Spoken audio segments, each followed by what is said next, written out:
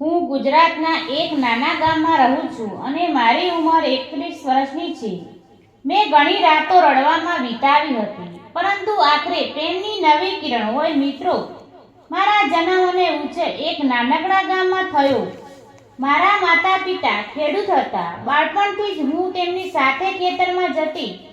સવારે વહેલા ઉઠીને ઘરનું કામ કરીને ખેતરે પહોંચતી જતી. પાણી પાવું, ઘાસ કાપવું, બીજું વાવવા, આ મારું રોજિંદુ જીવન હતું.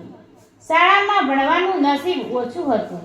હું માત્ર 5 ધોરણ સુધી જ ભણી શકી. તે પછી ઘરે અને ખેતરની જવાબદારીઓ મારા પર આવી ગઈ. 20 વર્ષની ઉંમરે મારા લગ્ન થયા. તે પણ આ જ ગામના હતા અને ખેડૂત હતા. અમારી પાસે થોડીક જમીન હતી. અમે બંને મળીને ખેતી કરતા. અમે બંને સવારે સાથે ખેતરે જઈને બપોરે થોડો આરામ કરીને સાંજે ઘરે પાછા આવીને રાતે બંને બેસીને વાતો કરતા, ભવિષ્યનું સપના જોતા. 2 વર્ષ પછી એક દીકરાનો જન્મ થયો. ત્યારે મને લાગ્યું કે હવે મારા જીવન પણ પૂર્ણ થઈ ગયું. દીકરાની આંખો પતિ જેવી હતી અને તેનું રહસ્ય મારા દિલને હંમેશા ખુશ રાખતું. પરંતુ જીવન ક્યારેક એક સરખું નથી ચાલતું. એક દિવસ મારા પતિને અચાનક પેટમાં ભયંકર દુખાવો શરૂ થયો. અમે પહેલા ગામના ડોક્ટર પાસે ગયા, પછી શહેરની મોટી હોસ્પિટલમાં લઈ ગયા. તપાસમાં ખબર પડી કે તેમનું પેટનું કેન્સર છે અને તે ઊંચા સ્ટેજમાં છે. એ સમાચાર સાંભળીને મારી દુનિયા ધ્રુજી ગઈ. અમારી પાસે વધારે પૈસા નહોતા. તેમાં છતાં અમે જે કંઈ હતું તે બધું વેચી દીધું. જમીનના થોડો ભાગ મારા ઘરના બધું જ અને પતિની સારવાર શરૂ કરી. તેમના વાળ ખરી પડ્યા. તેઓ દિવસને દિવસ નબળા પડતા ગયા. હું રાત દિવસ તેમની સેવા કરતી, દીકરાની સાચવતી અને ખેતરમાં પણ થોડું કામ કરી લેતી. પતિ મને હંમેશા કહેતા, તું મજબૂત રહેજે, દીકરાની કાળજી રાખજે, મને કંઈ થાય તો પણ તું હાર ન માનતી. પરંતુ તેમને દરરોજ દુખાવાના તડપતા જોઈને મારું દિલ તૂટતું હતું.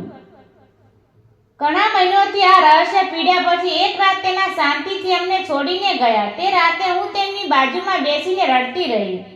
નાનો દીકરો મને વારંવાર પૂછતો, મમ્મી પપ્પા કેમ સૂતા છે? તેઓ ક્યારે ઉઠશે? પતિ ગયા પછી મારા જીવન અંધારું થઈ ગયું. જમીન વેચાઈ ગઈ, ઘરેણાં ગયા અને હું વિધવા થઈ ગઈ. સાસુ સસરા પણ બીમાર હતા. તેમની પાસે પણ કોઈ મદદ નહોતી મળતી. મારો દીકરાને ઉછેરવો હતો, તેથી હું બીજાના ખેતરમાં મજૂરી કરવા લાગી. સવારે 5 વાગે ઉઠીને કામે જાઉં, બપોરે ગરમીમાં કામ કરું ને સાંજે થાકી આવીને ઘરે આવું. દીકરાની ગામની આંગણવાડીમાં લાવું અને રાતે તેને ભોજન કરાવીને સુવડાવી. ઘણી વખત તો રોતો હું એકલી બેસીને રડતી હતી. હું વિચારતી કે જીવન કેમ આટલું કઠોર બની ગયું. સમાજની નજરે પણ અલગ હતી. કેટલાક અવગણે અને કેટલાક સહાનુભૂતિ બતાવે, પરંતુ હું દીકરા માટે મજબૂત બનીને જીવતી રહી. અને પછી આવ્યો એ દિવસ જેણે મારા જીવનને નવો વળાંક આપ્યો. હું એક મોટો ખેડૂતના ખેતરમાં કામ કરતી હતી. તે ખેતરમાં માલિકનો દીકરો, જેની ઉંમર 29 વર્ષની હતી, તે ગામમાં જ રહેતો હતો. તેના પિતા મોટા ખેડૂત હતા અને તે ખેતીમાં સાથે થોડા બિઝનેસ પણ સંભાળતો હતો.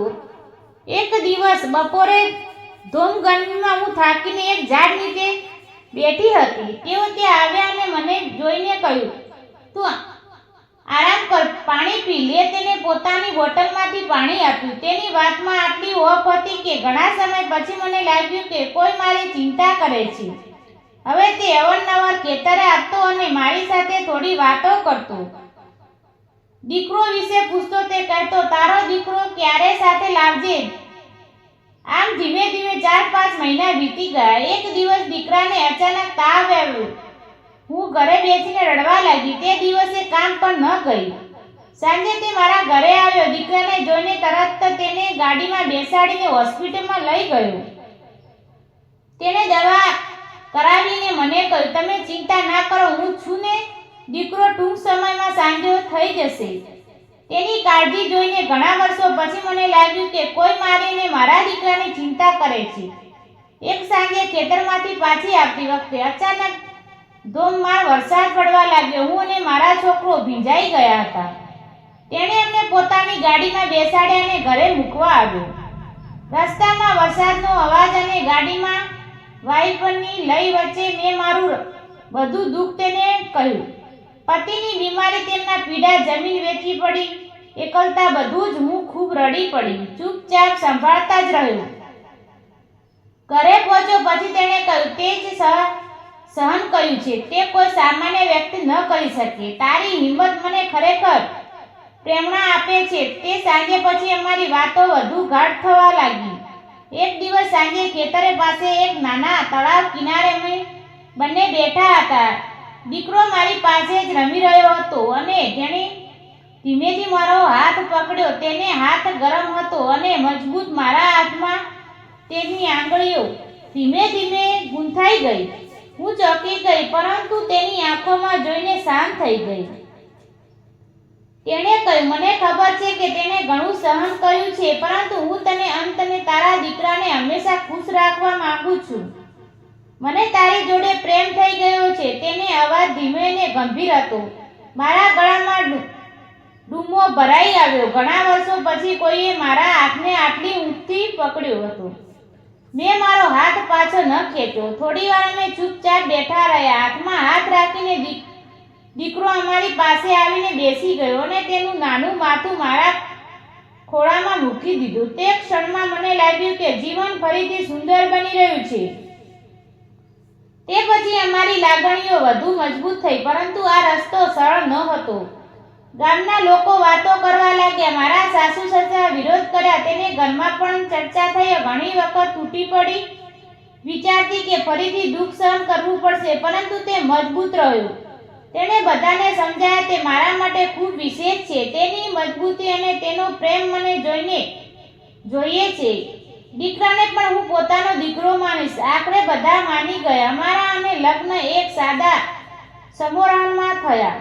ગામના મંદિરમાં માત્ર નજીકના લોકોની હાજરીમાં મારો દીકરો પણ હવે તે પપ્પા કહીને બોલાવવા માંડ્યો. તેનું નાનું રહસ્ય જોઈને મારું દિલ ભરાઈ આવતું. આજે અમે ત્રણેય એક નાના ઘરમાં પરંતુ ખુશહાલ રહીએ છીએ. તે ખેતી અને બિઝનેસ સંભાળે છે અને હું ઘર અને દીકરાની કાળજી લઉં છું. છોકરો ખુશીથી રમે છે, ભણે છે અને અમારી સાથે હવે જે જીવનમાં ઘણા વર્ષો ફરીથી રહસ્ય અને પ્રેમ આવ્યો છે. મિત્રો, જતા ચેનલને સબસ્ક્રાઇબ કરવાનું ભૂલશો નહીં. ફરી મળીશું એક નવા વિડીયોમાં. ત્યાં સુધી આવજો. ધન્યવાદ.